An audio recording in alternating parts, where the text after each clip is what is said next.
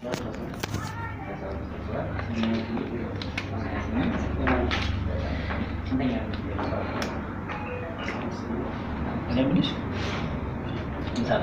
ለወገን ወራሽ ወገን ስለሆነ ሁላችንም ደም ብንሰጥ ቲክቶክ ላይ ልለቃት እኮ ነው ጎበዝ ብዙ ሰዎችን መርዳት እንችላለን።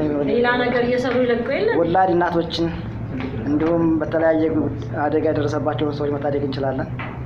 ስለዚህ ሁላችንም በተቋማችን ባለበት ቦታ ደም ብንለግስ ጥሩ ነው የሚል ምክር አለኝ።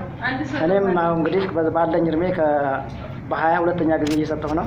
ሁላችሁም ደም ብትለግሱ ምንም አይነት ጉዳት የማይደርስ ስለመሆኑን ከሕክምና ባለሙያችን እንደገና በተሞክሮም እኛ እየሰጠን ካየን ሁኔታ ስለተረዳን ምንም አይነት የጎንዮሽ ጉዳት ስለሌለው ሁላችሁም ደም ለግሱ የሚል ወንድማዊ ጥሪ አለኝ።